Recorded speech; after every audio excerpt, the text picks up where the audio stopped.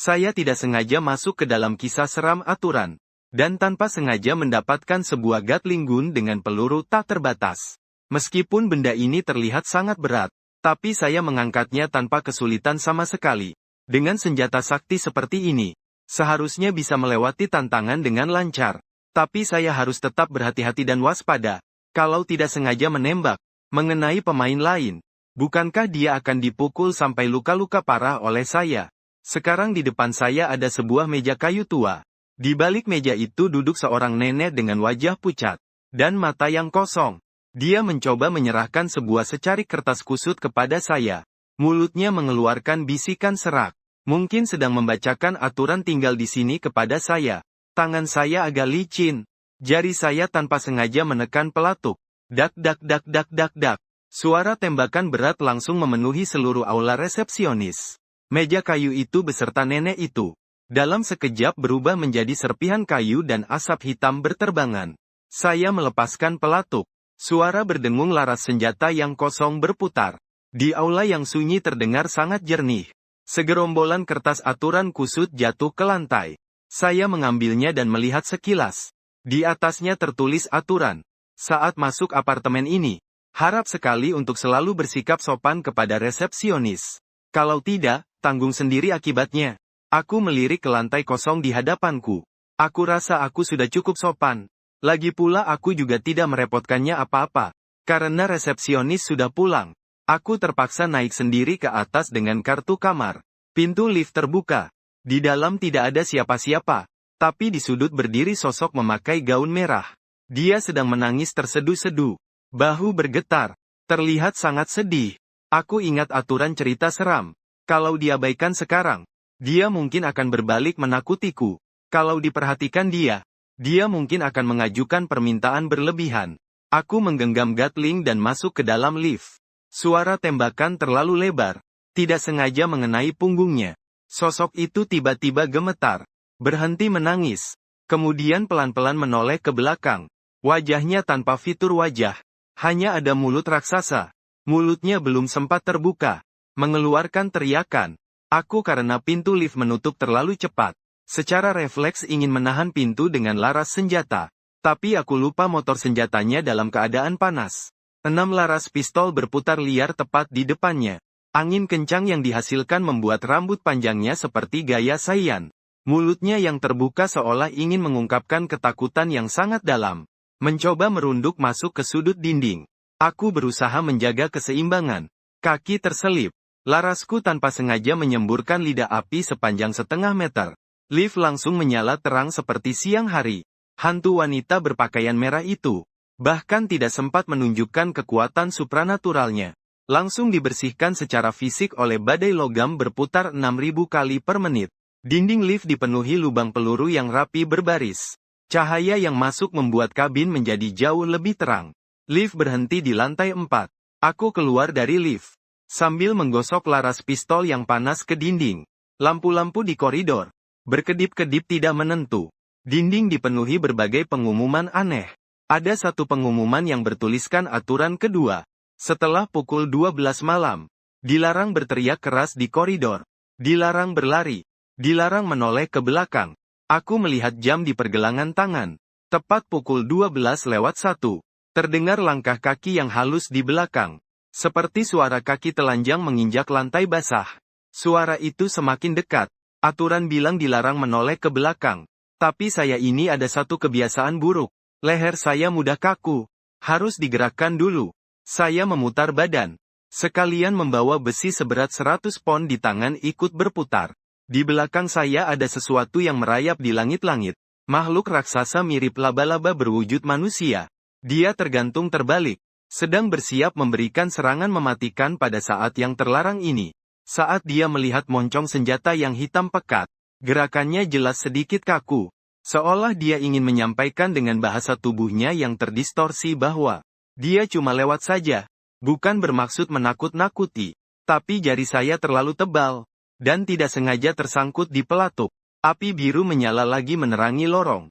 Makhluk di langit-langit itu bahkan tidak sempat menjerit. Sudah disikat peluru bertubi-tubi turun dari langit-langit. Sekaligus menembak. Bukan cuma mengatasi gangguan di belakang. tapi juga tidak sengaja menembus pintu 3 kamar sebelah. Lorong jadi sangat sunyi. Sepertinya semua orang cukup menyukai ketenangan. Saya menyeret senjata dan terus melangkah maju. Sampai ke kamar saya sendiri, kamar nomor 404. Kuncinya rusak, atau mungkin tersegel oleh suatu kekuatan. Sama sekali tidak bisa dibuka. Di pintu tertulis dengan cat merah darah ketuk pintu 3 kali. Jika tidak ada yang menjawab, jangan masuk. Aku mengetuk 3 kali. Tidak ada yang menjawab. Aturan mengatakan jangan masuk. Tapi aku juga tidak punya tempat lain. Aku berpikir, karena pintu tidak bisa dibuka, maka aku harus mencoba cara lain untuk membuka pintu. Aku menodongkan pistol ke arah kunci pintu, dan menembakkan sedikit peluru. Pintu kayu langsung terbang masuk ke dalam rumah, membentur dinding di seberang dan mengeluarkan suara keras. Aku melangkah masuk. Di dalam rumah sangat gelap. Hanya cahaya bulan dari luar yang masuk. Dari bawah tempat tidur terdengar suara berdesis. Seperti ada seseorang menggaruk papan tempat tidur. Di cermin, bayanganku sepertinya tidak mengikuti gerakanku. Aturan, kemungkinan besar mengatakan, jangan lihat ke bawah tempat tidur. Jangan tatap cermin. Aku meletakkan Gatling di atas meja. Tapi meja itu sudah lama rusak. Kakinya melemah dan ambruk. Pistol jatuh ke lantai. Energi gravitasi memicu semacam perangkat pemicu yang sangat sensitif. Pistol itu berputar dan meloncat sendiri di atas tanah. Peluru seperti air yang disiram menyapu seluruh ruangan. Cermin hancur menjadi bubuk. Hantu cermin yang belum sempat merangkak keluar. Mungkin sudah tidak ada lagi. Papan ranjang terangkat terbang. Tangan pucat di bawah ranjang juga hancur berantakan oleh tembakan. Aku berdiri di pintu. Melihat pistol itu secara otomatis menyelesaikan pekerjaan pengusiran setan di seluruh rumah. Saat pistol akhirnya berhenti, dalam rumah sudah tampak sangat baru. Menjadi gaya reruntuhan minimalis yang sangat sederhana. Aku mengambil pistol. Berpikir bahwa ventilasi ruangan menjadi lebih baik. Tidur kali ini sangat nyenyak. Selain angin yang masuk lewat jendela bocor, tidak ada hal aneh yang menggangguku. Keesokan paginya aku terbangun karena lapar. Aku membawa pistol turun ke ruang makan. Ruang makan penuh dengan orang. Ada yang tidak berkepala. Ada yang memiliki beberapa tangan lebih banyak. Ada yang sedang memakan daging mentah. Melihat aku masuk, ruang makan yang tadinya riuh tiba-tiba menjadi sunyi. Aku berjalan ke jendela tempat mengambil makanan. Dapur di dalam sana memasak daging. Pisau itu sangat besar dan mencolok. Koki menunjuk ke papan sebelahnya. Jika ingin makan, kamu harus meninggalkan sebagian tubuhmu. Dia menatapku dengan tatapan penuh keserakahan, seolah-olah menilai lenganku. Bagian daging mana yang lebih empuk? Aku agak kesulitan. Aku ini paling takut rasa sakit. Tentu saja tidak ingin merobek daging. Aku ingin berdiskusi dengannya.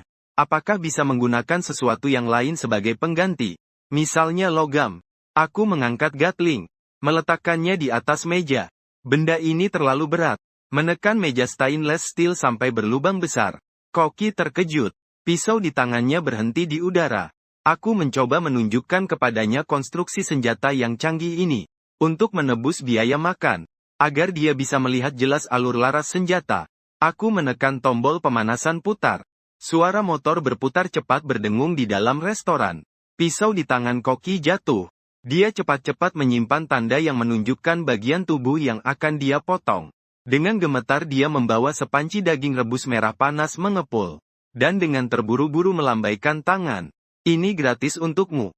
Melihat dia begitu mudah diajak bicara, aku juga merasa malu menolak. Akhirnya duduk membawa panci itu ke tempat duduk. Para pengunjung sekitar satu persatu membawa piring. Duduk di sudut yang paling jauh dariku. Bahkan ada 2 yang langsung merayap ke bawah meja. Saya baru saja makan 1 gigitan. Tiba-tiba suara desisan listrik yang menusuk terdengar di siaran. Sebuah suara menyeramkan muncul. Semua penghuni, harap diperhatikan. Pengelola apartemen akan melakukan pemeriksaan dalam 5 menit. Harap pastikan kamar dalam keadaan rapi. Pelaku pelanggaran akan dihapuskan. Pengelola terdengar seperti bos yang sangat menakutkan. Saya teringat kamar 404 saya yang sudah berubah menjadi rumah kosong.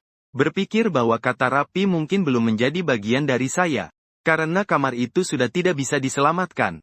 Saya memutuskan untuk menemui pengelola dan berbicara.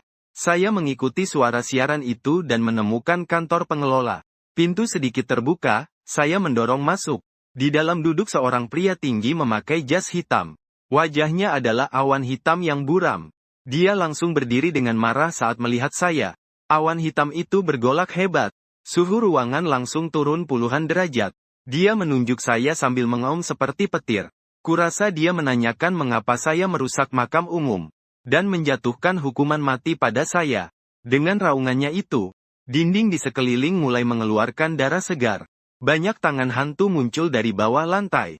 Menangkap kaki saya. Saya terkejut. Refleks mundur satu langkah. Langkah mundur itu. Saya tidak sengaja menginjak tangan-tangan hantu itu. Mereka mengeluarkan teriakan melengking yang memilukan. Mereka mundur kembali. Sang pengelola tampaknya marah. Dia mengamuk dan menerjangku. Kabut hitam berubah menjadi mulut besar. Ingin menelan aku hidup-hidup. Adegan itu sangat menakutkan. Aku sibuk dan panik mencoba mengangkat senjata untuk membela diri. Tapi senjatanya terlalu panjang. Aku tidak sengaja memegang senjata itu secara melintang. Sang pengelola menyerang terlalu kuat. Langsung menabrak laras senjata yang berputar. Ini seperti seekor lalat yang bertabrakan dengan kipas angin berkecepatan tinggi. Dengan suara, puff, kabut hitam itu menghilang. Pengelola yang sombong itu lenyap. Hanya tersisa setelan jas hitam. Yang terjatuh dengan ringan ke tanah. Suara aneh di sekitar langsung hilang. Dinding tidak berdarah lagi. Lantai menjadi rata kembali. Aku mengambil jas yang jatuh di lantai. Di dalam kantongnya aku menemukan sebuah kunci dan peta. Peta itu menunjukkan apartemen ini hanyalah desa pemula. Masih ada rumah sakit di depan. Sekolah dan taman bermain juga ada. Kelihatannya aku harus pindah tempat tinggal. Aku membawa Gatling dan keluar dari gerbang apartemen. Satpam di pintu adalah zombie yang tubuhnya hanya separuh. Dia dengan hormat membukakan pintu besi untukku. Bahkan ingin membantu saya membawa senapan. Saya menolak niat baiknya. Bagaimanapun senapan ini sangat mudah tembak sendiri. Lokasi berikutnya di peta adalah Rumah Sakit Umum Santa Maria. Saya berjalan menyusuri jalanan yang kelabu. Di jalan, kadang ada beberapa hantu liar yang berkeliaran. Melihat senapan mesin yang saya pegang, mereka semuanya dengan bijak melayang ke seberang jalan. Berpura-pura melihat pemandangan. Sampai di depan rumah sakit. Saya melihat pintu tertutup rapat. Di depan pintu ada papan pengumuman. Peraturan 3. Waktu kunjungan telah lewat. Siapapun tidak diperbolehkan masuk. Kecuali jika kamu punya surat keterangan darurat. Tentunya saya tidak punya surat keterangan darurat. Tapi saya punya urusan mendesak. Saya mendorong pintu. Pintu tak bergeming sedikit pun. Sepertinya ada sesuatu menekan saya dari belakang. Saya menembakkan beberapa peluru singkat ke arah gembok pintu. Pintu besi runtuh dengan gemuruh. Yang menekan di belakang pintu bukan kayu, melainkan tumpukan mayat setinggi gunung. Mereka sepertinya awalnya untuk menghalangi pintu.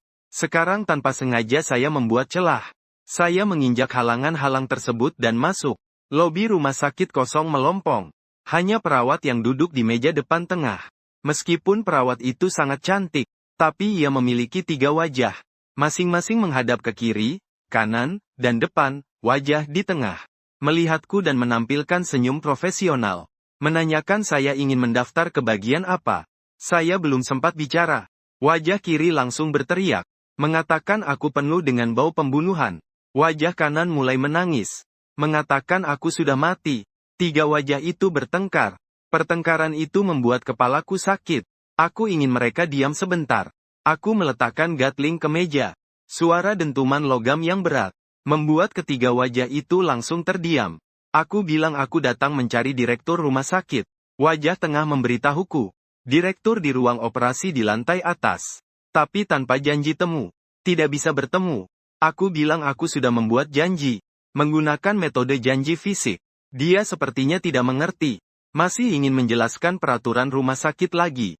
Seperti tidak boleh membawa barang berbahaya masuk dan sebagainya. Aku tidak sengaja menyentuh tutup kotak peluru tunggal. Suara klik terbuka.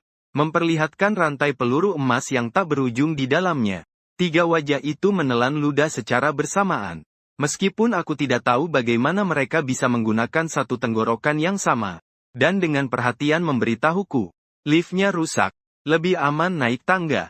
Aku berjalan menuju tangga darurat. Di dalam tangga darurat gelap gulita. Di dinding tertulis penuh kata-kata, lari cepat.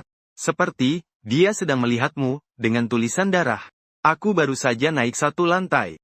Tiba-tiba terdengar suara langkah berat dari atas. Seekor monster setinggi 3 meter menghalangiku di pintu tangga. Dia memegang gergaji listrik raksasa. Tubuhnya dijahit dengan berbagai anggota tubuh aneh. Ini pasti salah satu bos kecil di rumah sakit itu.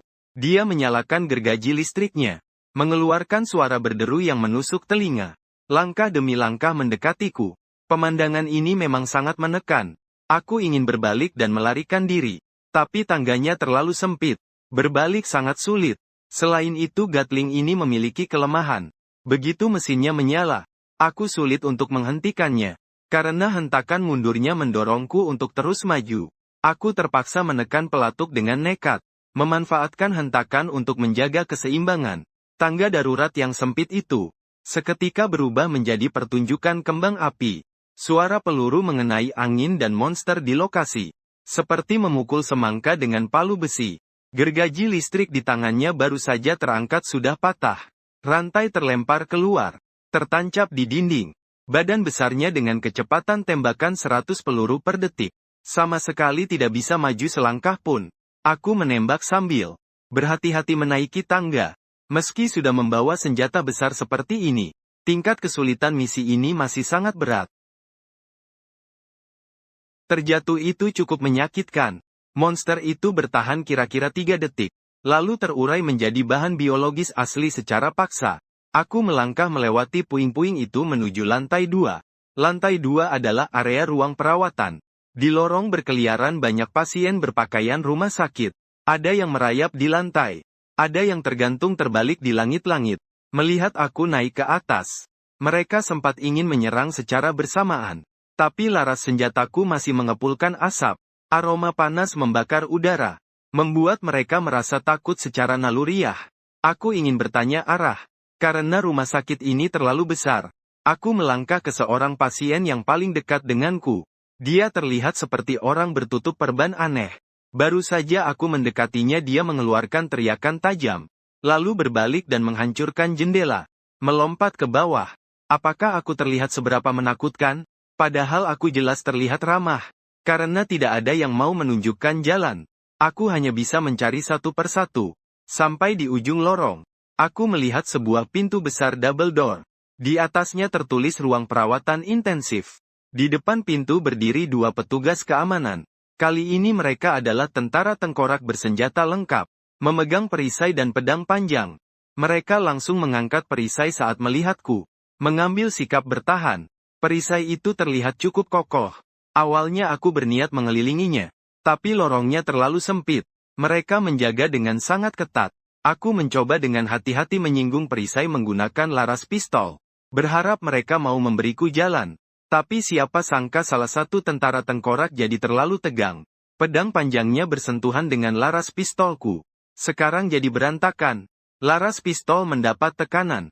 Girom internal yang menyeimbangkan laras otomatis mengkalibrasi, pistol bergetar hebat. Jariku tanpa sengaja menekan pelatuk lagi dan lagi.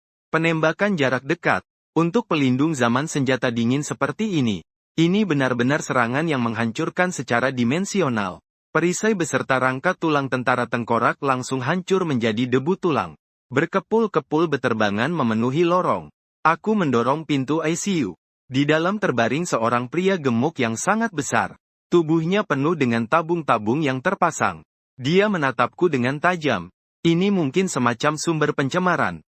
Dalam kisah horor dengan aturan khusus, biasanya harus mencari petunjuk. Membongkar misteri untuk memurnikan hal semacam ini. Aku melihat sekeliling tapi tidak menemukan petunjuk apapun.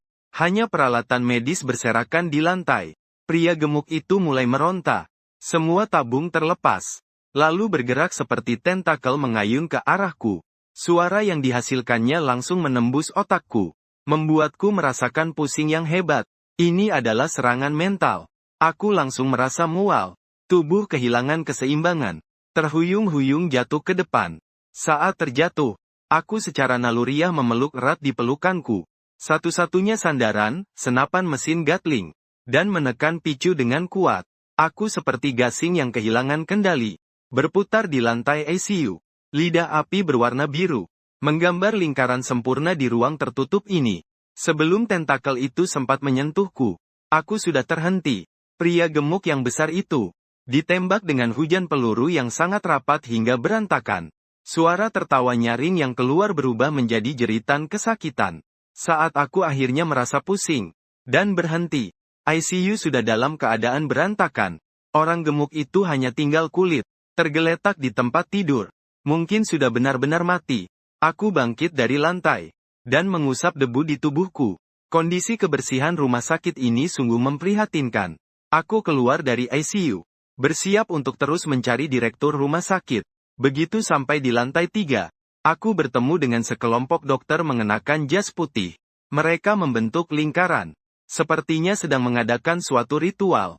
Di tengah ada seseorang biasa yang terikat di meja operasi.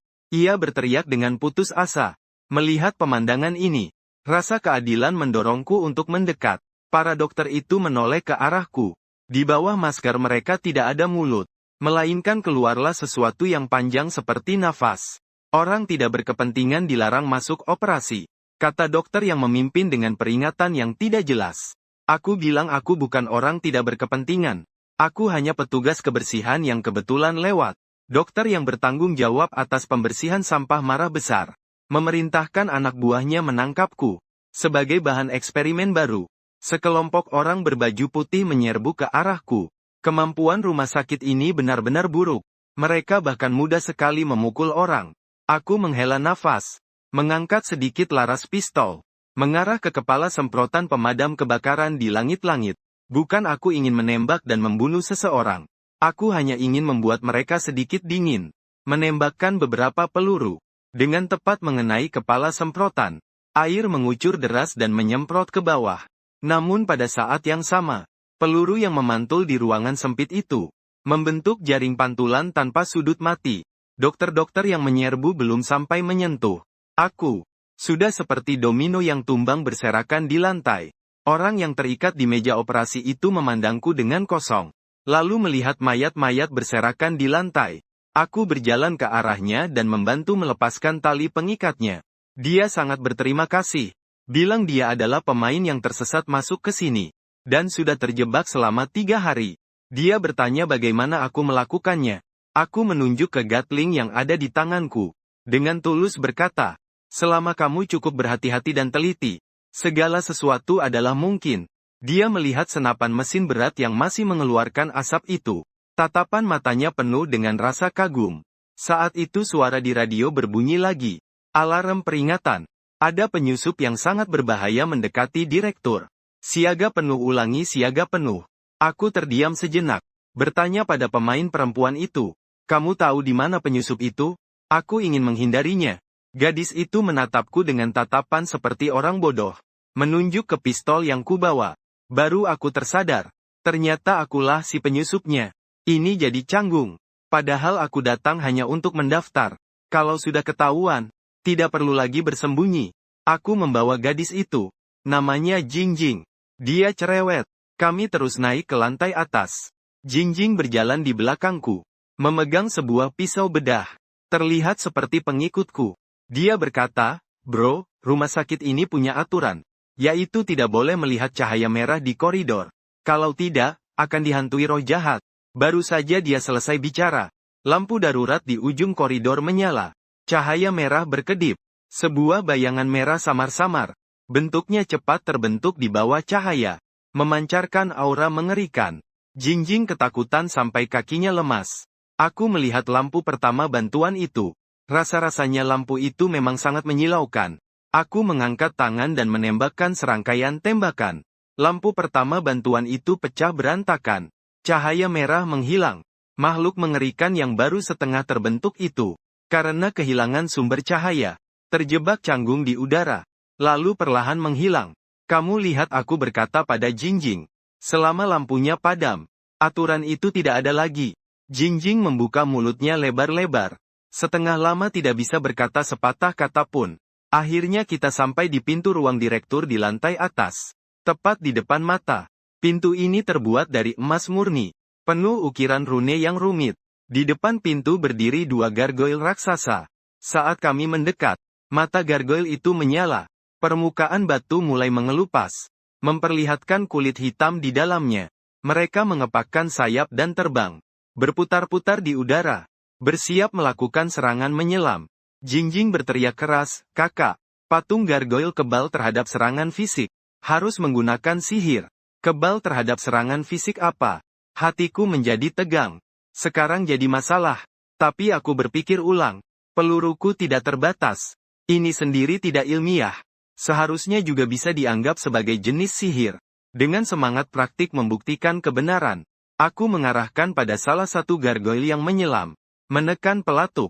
Deng, deng, deng, deng. Peluru mengenai tubuh gargoyle. Menyemburkan percikan api. Dia memang tidak tembus-tertembus. Hanya terpental dan berguling beberapa kali. Terlihat dia memang kuat. Tapi energi kinetik yang kuat tidak pernah bohong. Kalau tidak bisa menembus, maka dorong dia pergi. Aku mengubah posisi. Menahan pelatuk tidak lepas. Mengepakkan semua daya tembak pada gargoyle itu. Dia di udara dipukul seperti bola kulit berterbangan kacau. Sama sekali tidak bisa mengontrol posisi terbang. Akhirnya di bawah serangan bertubi-tubi. Dia terpaksa terdorong hingga tepi gedung. Terbang ke langit seperti sebuah meteor. Gargoyle lain melihat nasib rekannya. Berputar sekali di udara. Diam-diam kembali ke tempat semula. Kembali berubah menjadi batu. Bahkan mengambil pecahan kulit batu yang mengelupas. Menempelkannya kembali pada tubuhnya. Diam-diam menatap dengan terheran-heran. Ini juga bisa. Aku mengangkat bahu. Ini adalah sihir zaman baru. Aku berjalan ke depan pintu emas itu. Dengan sepakan membuka pintu kepala rumah sakit. Ruangan sangat mewah. Dilapisi karpet merah. Kepala rumah sakit membelakangi kami. Duduk di kursi kulit besar. Kalian akhirnya datang juga. Suara kepala rumah sakit dalam dan penuh daya tarik. Bisa sampai ke sini. Menunjukkan kalian punya kemampuan. Dia pelan-pelan memutar kursi. Aku bersiap untuk bertarung. Menaikkan moncong senjata. Namun yang datang bukanlah monster. Melainkan pria parubaya yang terlihat berwibawa. Dia tersenyum menatapku. Memegang segelas anggur merah. "Anak muda, kita bisa melakukan sebuah kesepakatan."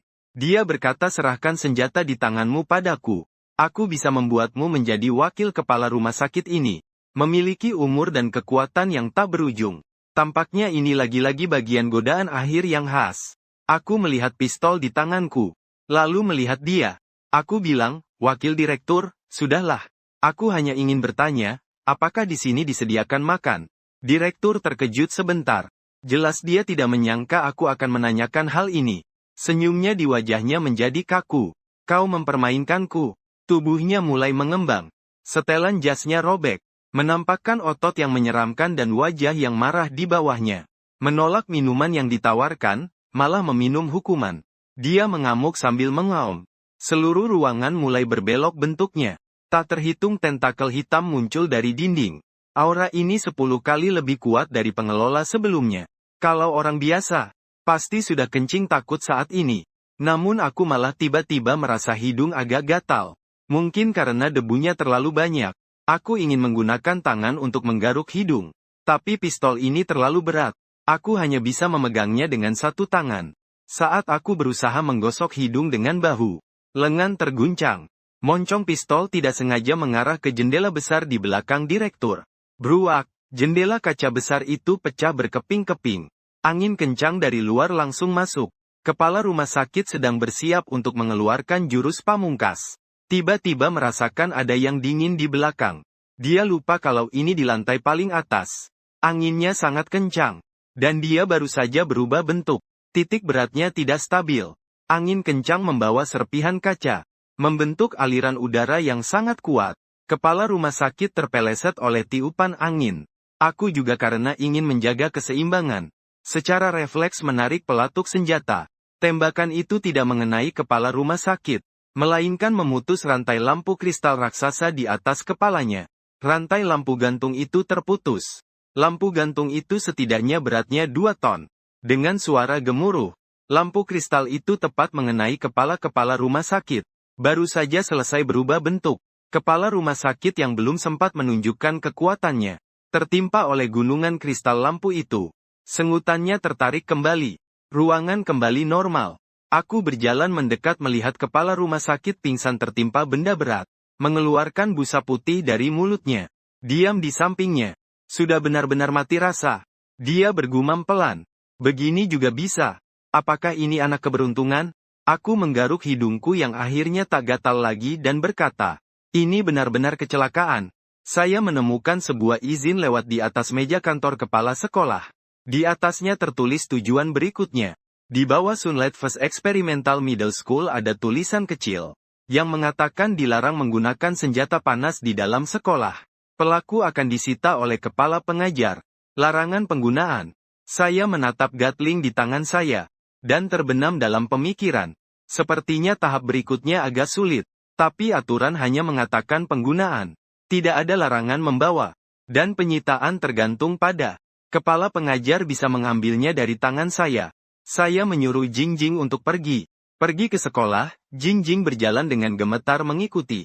Bro, kamu yakin kita benar-benar pergi ke sekolah? Bukan ke perpustakaan sekolah? Saya meliriknya dengan tajam. Kataku, kamu ngomong apa sih? Apakah aku tampak seperti orang yang ganas? Kami keluar dari rumah sakit. Di belakang kami rumah sakit. Di gedung itu, hantu-hantu yang selamat dengan berbaring di jendela melambaikan sapu tangan. Mengantar kami pergi. Pemandangan itu sungguh mengharukan. Jalan menuju sekolah adalah jalan raya yang terbengkalai. Di pinggir jalan ada papan tanda. Di depan sering terjadi kecelakaan supranatural. Tolong jangan naik kendaraan apapun. Saat itu, sebuah bis sekolah tua perlahan berhenti di depan kami. Pintu terbuka. Sopirnya adalah orang-orangan sawah tanpa wajah. Dia mengeluarkan suara serak. Naik, rute khusus ke sekolah. Jingjing hanya menggeleng keras. Kupikir jaraknya cukup jauh. Jalan kaki terlalu melelahkan. Aku membawa senjata dan naik ke dalam bus. Dan dengan sangat sopan mengarahkan laras senjata ke kotak koin. Tidak ada koin kecil. Bisa pakai kartu ini? Sopir orang-orangan sawah terdiam sejenak. Lalu diam-diam menutup pintu bus. Bahkan membantuku memutar sebuah lagu anak yang ceria. Bus mulai berjalan. Membawa aku dan Jingjing. Serta Gatlingku. Aku melihat pemandangan yang berlalu di jendela. Dalam hati bertanya-tanya apakah kepala sekolah cukup tangguh. Karena senjataku akhir-akhir ini panas betul. Mudah sekali meletus. Bus sekolah tua itu berguncang di jalan raya. Seperti mengguncang sebuah peti mati yang sudah runtuh. Orang-orangan sawah di sampingku tidak bicara sepatah kata pun. Tapi aku bisa merasakan. Dia menghormati laras senjata yang panas di kursi penumpang depan. Berdiam diri di kursi belakang. Pegang sabuk pengaman erat-erat. Wajah lebih pucat daripada sabuk pengaman. Bus sekolah berhenti di depan pintu besi yang berkarat. Di atas pintu tergantung papan nama yang miring dan bengkok. SMP Eksperimen Pertama Matahari. Aku berterima kasih kepada sopir. Saat bangkit, tak sengaja menarik koper hingga terlepas dari akar. Bagaimanapun, tas itu tergantung di koper latihan tunggalku. Aku malu-malu meletakkan koper di kursi. Bisa dibilang itu adalah tip ekstra. Tepat setelah turun dari mobil. Bau kapur papan tulis yang menyengat. Bercampur dengan bau darah menyergap wajahku. Di pintu gerbang sekolah berdiri seorang pria parubaya mengenakan jas zongsan. Gaya rambut Mediterania. Tatapan mata yang kejam. Di dadanya tergantung tanda jabatan sebagai kepala pengajaran. Dia memegang cincin yang masih meneteskan darah. Dia menghentikanku. Aku menunjuk papan peraturan sekolah di sampingnya. Di sana tertulis dengan jelas kalimat pertama. Dilarang membawa senjata tajam yang dikendalikan. Senjata api, serta barang mudah terbakar dan meledak ke dalam sekolah. Pelaku akan disita alat kejahatan dan mendapat catatan pelanggaran besar. Kepala pengajaran mengulurkan tangan menandakan aku harus menyerahkan Gatling itu. Tatapannya mantap seperti gunung yang tak tergoyahkan. Dia memberi isyarat bahwa aku harus segera menyerahkan barang pelanggaran berat ini. Kalau tidak, suruh aku keluar dari sekolah. Aku orang yang paling patuh sama guru. Kalau dia mau menyita, ya aku kasih saja. Aku melepaskan genggaman. Memegang erat tangan kanan yang dipromosikan. Memberi isyarat agar dia menerima Gatling ini beserta kotak amunisinya yang penuh. Beratnya kira-kira setara dua pria dewasa. Aku belum sempat mengingatkannya. Menahan napas di perut. Besi berat 100 kg itu.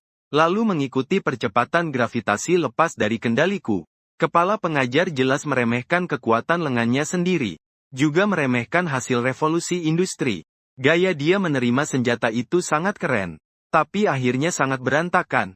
Badan senjata yang berat tidak jatuh ke pelukannya seperti yang diharapkan, melainkan langsung menghantam punggung kakinya dengan lurus. Begitu badan senjata menyentuh tanah, inersia membuat moncong senjata miring ke bawah.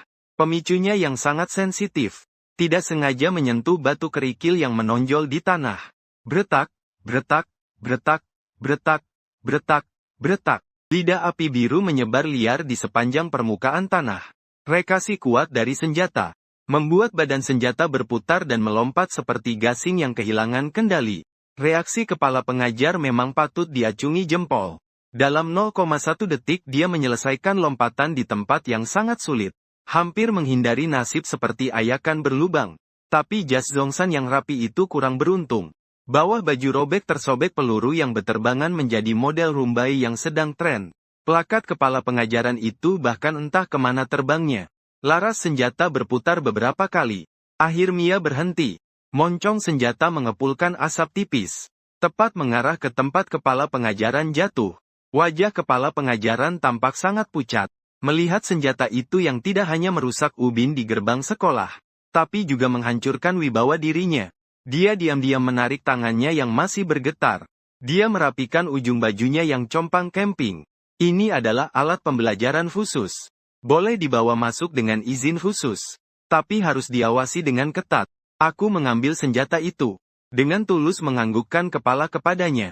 Menunjukkan aku pasti akan menjaga keamanan. Jing diam di samping. Matanya hampir terbelalak karena melihat. Ia menempel erat padaku. Seolah aku adalah roh jahat terbesar di sekolah ini. Kami dengan lancar masuk ke lorong gedung sekolah. Di dinding yang sepi tergantung banyak foto lulusan berprestasi. Hanya saja para siswa dalam foto itu tidak memiliki mata. Rongga mata hitam pekat menatap kami yang lewat dengan tajam. Dari radio terdengar suara bel yang menyeramkan. Waktu pelajaran sudah tiba. Menurut aturan, kami harus masuk kelas untuk belajar. Kalau tidak, akan dibawa oleh regu penjaga yang berpatroli. Aku sembarangan membuka pintu kelas 2 SMA, kelas 4. Di dalam kelas penuh dengan murid. Mereka dengan rapi menundukkan kepala. Sedang mengikuti sebuah ujian. Di podium berdiri seorang guru perempuan yang tidak memiliki mulut. Dia menulis dengan kapur di papan tulis sebuah kalimat berwarna darah. Selama ujian dilarang melihat ke sana kemari. Dilarang berbisik-bisik. Dilarang mengumpulkan kertas ujian lebih awal. Yang tidak lulus akan ditahan di sekolah selamanya. Aku mencari tempat kosong dan duduk. Diam dan gemetar duduk di belakangku. Di meja tergeletak sebuah lembar soal. Soal-soalnya semuanya berisi karakter aneh. Atau bisa disebut sebagai rune kutukan kuno. Melihat terlalu lama membuat kepala pusing dan mual. Aku ini punya kebiasaan buruk. Setiap berpikir suka memutar pulpen. Tapi aku tidak pegang pulpen. Hanya punya senapan mesin. Aku refleks ingin memutar larasnya untuk mengurangi stres ujian. Bearing laras senapan ini sangat terawat. Aku hanya menyentuhnya pelan saja. Ia langsung berputar dengan sangat cepat.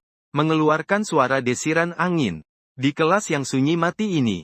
Suara itu seperti helikopter lepas landas, sangat menusuk telinga. Guru perempuan di podium tiba-tiba menoleh. Matanya yang merah membara menatapku tajam. Dia tidak berkata apa-apa. Tapi aku bisa merasakan niat marahnya. Dia memperingatkanku. Mengacaukan ketertiban ujian. Aku merasa agak malu. Ingin menghentikan laras pistolnya. Tapi aku ini orang yang canggung. Semakin terburu-buru semakin mudah salah. Awalnya aku ingin menekan laras dengan telapak tangan. Tapi siku tangan tak sengaja menyentuh tombol pengaktif motor pelontar peluru. Motor langsung menyala seketika. Memaksa beroperasi tanpa pemanasan sama sekali. Klik-klik-klik tembak-tembak-tembak itu bukan tembakan beruntun. Melainkan tembakan bertahap karena macetnya pengisian peluru. Beberapa peluru kaliber besar keluar dari laras. Tepat mengenai papan tulis di meja guru. Papan tulis langsung hancur berkeping-keping. Debu kapur bercampur debu dinding. Berkepulan ke seluruh ruangan. Tanda darah bertuliskan aturan mati ini. Bersama setengah dinding ikut terkoreksi dengan kekuatan fisik. Guru perempuan itu tertegun. Dia mungkin sudah mengajar puluhan tahun. Belum pernah melihat cara menjawab soal seperti ini. Dia mencoba turun dan menghukummu secara fisik. Tapi baru melangkah satu langkah terpeleset oleh pecahan papan tulis yang berserakan. Sementara itu, aku tanpa sengaja menyentuh tombol sial itu lagi. Kali ini peluru tidak macet. Serangkaian tembakan menutupi area meja guru. Guru perempuan itu bahkan belum sempat berdiri. Kemudian berubah menjadi awan asap hitam. Lenyap sepenuhnya di udara. Kelas jadi sunyi seperti kematian. Semua murid hantu mengangkat kepala mereka. Dengan rongga mata yang kosong. Memandang reruntuhan di atas podium. Lalu memandang ke arahku. Aku merasa sedikit canggung. Berpikir mungkin aku telah mengganggu ketertiban kelas. Aku berdiri ingin menjelaskan. Ini adalah kecelakaan senjata. Namun saat aku bergerak, moncong senjata itu langsung menyapu beberapa meja di deretan depan. Beberapa murid hantu itu ketakutan dan langsung menghilang. Bahkan bayangan hantu pun tak terlihat. Hanya tersisa meja dan kursi yang kosong. Sepertinya pelajaran ini harus dihentikan. Aku menoleh ke belakang melihat Jingjing. Dia sedang menulis dengan cepat. Di lembar ujian tertulis penuh pujian untuk kakak. Karena gurunya sudah tiada, maka ujian ini tentu saja dibatalkan. Aku membawa senjata keluar dari kelas. Teman-teman di belakang sangat sopan menjaga keheningan total. Melihat kami pergi, melewati gedung kelas. Di belakang ada lapangan olahraga. Kabut menyelimuti lapangan itu. Terlihat sisa-sisa anggota tubuh yang bergerak merayap di trek. Sepertinya sedang mengikuti pelajaran olahraga. Peta menunjukkan pintu keluar menuju taman bermain. Di ujung lain lapangan bermain, yaitu di belakang ruang peralatan. Kami baru saja menginjak lintasan lari. Tanah mulai bergetar hebat. Sosok besar muncul dari kabut. Itu adalah raksasa setinggi 5 meter. Berpakaian olahraga yang compang camping. Di lehernya tergantung peluit dari tengkorak. Dia adalah guru olahraga di sini. Juga salah satu bos kuat di sekolah. Dia menatapku dan mengeluarkan raungan. Hampir merusak gendang telingaku. Dia tidak berkata apa-apa. Tapi maksudnya jelas. Untuk melewati sini. Harus menang dalam lomba lari dengannya. Atau menjadi bagian dari lintasan lari itu. Jingjing sudah ketakutan sampai terjatuh. Aku juga agak bingung. Aku paling benci berlari. Apalagi sambil membawa beban berat seperti ini. Raksasa itu mengambil posisi start. Dengan tatapan yang meremehkan. Aku ingin bernegosiasi dengannya. Bisa tidak lomba jalan cepat saja? Atau lomba jenis lain? Misalnya berdiri dengan beban berat. Sebagai bukti kemampuan membawaku beban berat. Aku mengangkat gatling di atas kepalaku. Menunjukkan pada raksasa itu. Tapi saya jelas terlalu meremehkan kekuatan lengan saya. Juga meremehkan panasnya senjata ini setelah bekerja dalam waktu lama. Tangan saya tergelincir. Senjata terlepas dari tangan. Terbang ke belakang. Kebetulan sekali, pelindung picu senjata tersangkut di tali ransel saya. Membuat moncong senjata melukis busur aneh di udara. Akhirnya mengarah ke depan. Lebih beruntungnya lagi, saat senjata jatuh ke tanah, energi potensial gravitasi memicu lagi. Pengeksekusi yang sangat tidak dapat diandalkan itu. Senjata ini seolah-olah memiliki kesadaran sendiri. Pada saat jatuh, mulai mengaum dengan gila. Karena senjata jatuh dengan posisi horizontal. Rekasi balik besar langsung mendorongnya maju. Menuju arah raksasa itu. Dan saya, karena tali ransel tersangkut pada senjata. Terpaksa terseret oleh kekuatan besar ini. Meluncur dengan kecepatan tinggi di lintasan seperti mengayuh air. Pemandangannya sangat spektakuler. Saya diseret oleh gatling yang menyemburkan api biru. Dengan kecepatan yang melampaui batas manusia menuju garis finish. Dan peluru rapat bertindak sebagai pelopor pembuka jalan. Tanpa ampun mengoyak semua rintangan di muka. Raksasa itu awalnya bersiap untuk berlari. Tiba-tiba melihat kobaran api biru. Mengikuti badai logam langsung menghantam wajahnya. Otot pertahanan yang dia banggakan. Di hadapan peluru antir panci yang ditembakkan 6.000 kali per menit. Seperti sepotong tahu yang lunak. Dia bahkan tidak sempat membunyikan peluit tengkorak itu. Langsung ditembaki hingga berlubang-lubang seperti ayakan. Badan besar itu roboh dengan gemuruh. Sedangkan aku tergilas oleh laras senapan. Langsung meluncur melewati tubuhnya yang sudah tewas. Sparks and Lightning menembus kawat berduri di ujung lapangan. Akhirnya menghantam dinding gudang peralatan dengan keras. Baru berhenti. Dinding itu runtuh. Menampilkan sebuah pintu masuk yang berkilauan dengan cahaya neon di belakangnya. Di sana tertulis Taman Hiburan Sinar Matahari. Sambil terengah-engah aku berlari mendekat dengan tenang. Melihat kekacauan yang berserak di lantai dan raksasa yang sudah berubah seperti sarang tawon itu. Mataku penuh dengan kekaguman kepada Sang Pencipta. Aku mengusap pantat yang sakit karena jatuh, lalu meluruskan senapan. Meski benda ini berat, namun memang cukup cepat untuk bepergian. Lampu-lampu di taman hiburan menyala terang benderang. Tetapi tak ada pengunjung yang berputar. Kuda-kuda kayu berputar kosong sambil mengeluarkan lagu anak-anak yang aneh. Kereta roller coaster melaju melintasi rel dengan suara menderu. Kotak-kotak kereta dipenuhi boneka dengan tangan dan kaki terputus. Ini adalah area inti dari kisah horor aturan. Dan juga tantangan terakhir. Sebuah suara muda namun penuh niat jahat terdengar dari siaran. Selamat datang di saat-saat bahagia. Hanya pengunjung yang telah mencoba semua wahana yang bisa mendapatkan tiket untuk keluar. Hehehe. Pemilik suara itu adalah bos terakhir di dunia ini. Sedang bersembunyi di tempat gelap mengawasi kita. Aku melihat-lihat fasilitas yang ada. Ayunan besar menggantungkan kepala manusia. Perahu bajak laut mengalirkan darah. Jelas ini bukan wahana hiburan biasa. Tapi aku orang yang patuh aturan. Kalau sudah bilang harus main, ya harus main. Aku berjalan ke stan tembak terdekat. Penjualnya adalah badut dengan tubuh hanya setengah atas. Memegang sebuah senapan mainan. Dan menunjuk balon di dinding sambil berkata, tembak 10 balon. Kau dapat boneka kain ini. Kalau belum kena, aku ambil bola matamu. Aku melihat senjata mainannya yang bengkok itu. Lalu menggelengkan kepala. Aku ini orang yang terbiasa dengan tempat dan senjataku sendiri. Tidak terbiasa pakai barang orang lain. Aku mengangkat gatling yang kugenggam dan meletakkannya di meja. Cat wajah badut itu mulai retak jelas. Dia kaku berusaha menghentikan. Aku bilang ini pelanggaran aturan. Tapi aku sudah menekan pelatuk. Aku bersumpah aku cuma mau menembak balon. Tapi satu tembakan ini. Bahkan balon-balon di dinding semuanya meletus. Bahkan papan dinding di belakangnya. Rak hadiah. Serta badut yang mencoba menghentikanku. Semua itu lenyap dalam sekejap. Seluruh kios rata dengan tanah. Aku melihat ke tanah yang kosong. Merasa mungkin aku terlalu kuat. Karena tidak ada hadiah lagi. Maka anggap saja aku sudah menyelesaikan tantangan ini. Berikutnya adalah arena mobil senggol. Beberapa mobil senggol tua di lantai itu berjalan otomatis dan saling bertabrakan. Mengeluarkan suara jeritan. Aku duduk di sebuah mobil. Meletakkan gatling di depan mobil. Mobilnya terlalu kecil. Senjatanya terlalu panjang. Larikan senapan menonjol keluar cukup jauh permainan dimulai. Mobil senggol yang dikendarai hantu secara gila-gilaan menabrakku. Mencoba menghancurkanku jadi daging cincang. Aku dengan panik memutar setir. Tapi mobil kehilangan kendali. Berputar-putar di arena yang sempit ini. Dalam kepanikan, aku tanpa sengaja menekan tombol tembak. Gatling di depan mobil langsung berubah menjadi pendorong roket. Rekatan belakang yang besar mendorong mobilku melaju mundur dengan kecepatan tinggi.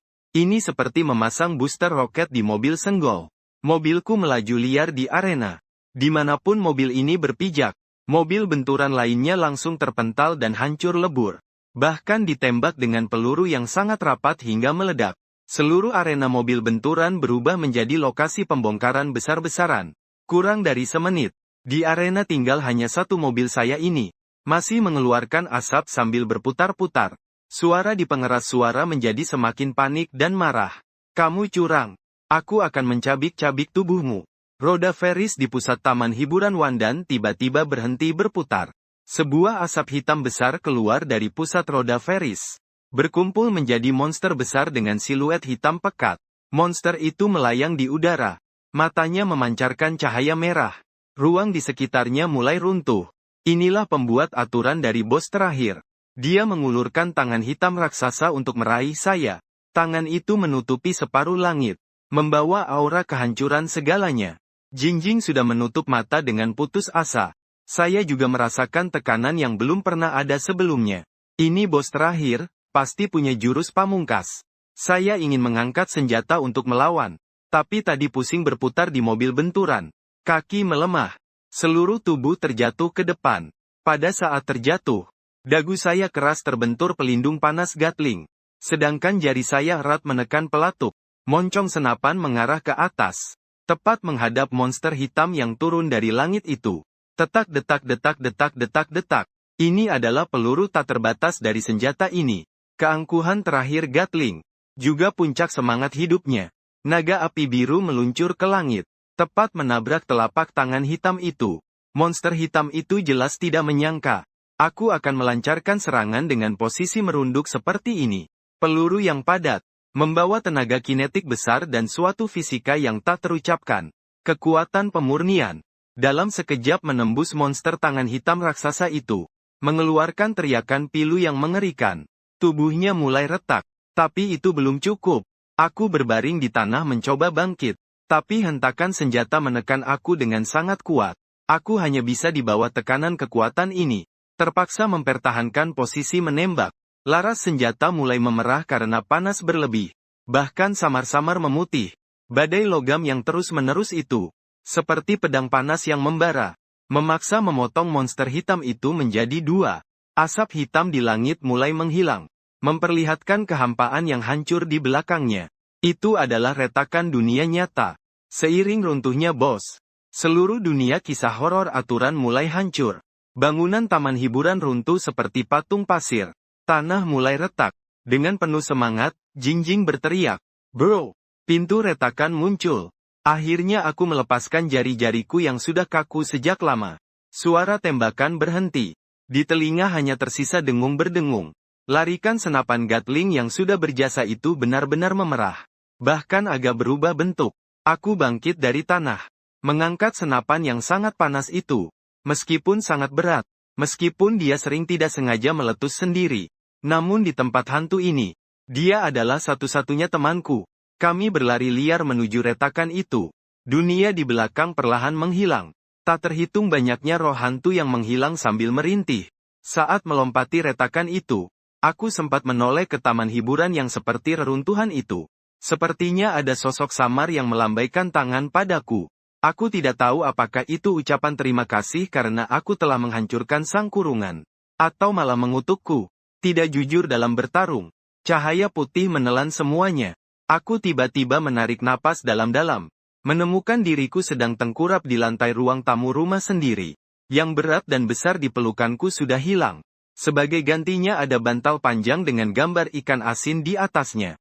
Televisi menyala. Sedang menyiarkan berita malam. Sore ini, taman bermain Sunshine yang telah lama ditinggalkan di pinggiran kota, mengalami keruntuhan besar-besaran dengan penyebab yang tidak diketahui. Yang mengejutkan adalah, tim pencarian dan penyelamatan menemukan beberapa warga yang sebelumnya hilang di tepi reruntuhan. Semua dalam kondisi vital yang stabil saat ini. Sepertinya dunia absurd itu benar-benar runtuh. Ponsel tiba-tiba bergetar. Layar menyala, ada pesan dari nomor tak dikenal. Bro, aku sudah sadar. Dokter bilang aku cuma agak dehidrasi. Indikator lain semua normal. Terima kasih sudah membawaku untuk istirahat di rumahmu. Nanti kalau ada kesempatan aku traktir makan. Jingjing. Aku tersenyum. Ingin membalas pesan. Tapi aku melihat jariku masih sedikit kejang karena menekan pemicu terlalu lama. Sangat sulit untuk mengetik. Saat itulah, aku perhatikan ada sesuatu di meja kopi yang bukan milikku. Itu sebuah kertas keras berwarna hitam. Kartu. Di sampingnya Jingjing berdiri dengan sebuah cangkang telur yang masih hangat dan berkilau keemasan. Aku mengambil kartu itu. Di atasnya tertulis dengan huruf emas yang elegan. Pemain yang terhormat. Selamat atas keberhasilan Anda menyelesaikan permainan. Mengingat Anda terlalu bergantung pada penembakan tidak sengaja dan kekuatan fisik berlebihan di dungeon ini. Yang secara serius merusak keseimbangan ekologi dan keberlanjutan dunia cerita horor. Anda telah dimasukkan ke dalam daftar hitam permanen untuk semua dungeon horor. Pengguna, harap Anda tetap tinggal di dunia nyata. Jangan pernah datang berkunjung lagi. Saat melihat kalimat ini, saya tak bisa menahan tawa. Yang disebut aturan cerita horor, sebenarnya hanyalah sebuah tatanan palsu yang dibangun dengan memanfaatkan ketakutan dan ketaatan manusia. Saat kita tidak lagi hati-hati mematuhi aturan konyol itu, melainkan menggunakan kekuatan mutlak, meski hanya berasal dari kekuatan yang canggung dan tanpa sengaja untuk menghancurkannya. Mimpi buruk yang tampaknya tak terkalahkan itu, sebenarnya rapuh dan mudah luluh lantak. Hidup mungkin juga demikian. Ketakutan seringkali berasal dari kekuatan yang kurang, atau bisa juga karena kita terlalu takut melakukan kesalahan. Aku mengambil selongsong peluru bertuliskan kata, tak berasa, lalu memasukkannya ke dalam saku. Perasaanku menjadi baik. Aku bangkit dan bersiap ke dapur untuk menuangkan segelas air untuk diri sendiri. Untuk menenangkan diri, aku mengambil teko air panas yang baru saja mendidih. Entah kenapa, saya merasa gagang teko ini agak licin. Distribusi beratnya juga terasa agak familiar. Sangat mirip dengan alat yang terkutuk itu. Secara refleks, saya menggetarkan pergelangan tangan. Dan tanpa sengaja menekan tombol keluarnya air. Dengkusan air mengalir deras. Dengan tekanan yang sangat dahsyat menyembur dari mulut teko. Disertai dengungan seperti pemanasan listrik. Seketika menghancurkan gelas kaca di depan saya. Lalu melubangi pintu lemari dapur. Dan akhirnya meninggalkan lubang panas di dinding penahan beban. Saya menatap teko stainless steel biasa di tangan saya. Terbenam dalam keheningan yang panjang. Kelihatannya meskipun senjata sudah disita. Bak kekuatan tak terbatas itu. Sepertinya tanpa sengaja ikut terbawa masuk ke dunia nyata bersamaku. Untuk hari-hari ke depan. Demi keselamatan tetangga-tetangga saya rasa saya harus lebih berhati-hati dan waspada. Hanya saja terkadang saat menghadapi aturan yang tampaknya tak terpecahkan, saya akan teringat pada Gatling yang selalu overheat, dan masalah yang tak sengaja terselesaikan itu. Mungkin setiap dunia biasa memerlukan sedikit keberanian yang tak disengaja, dan peluru tak terbatas yang sesungguhnya selalu ada. Dalam esensi keberanian kita menekan pelatuk, tidak peduli pelatuk itu nyata atau hanya khayalan.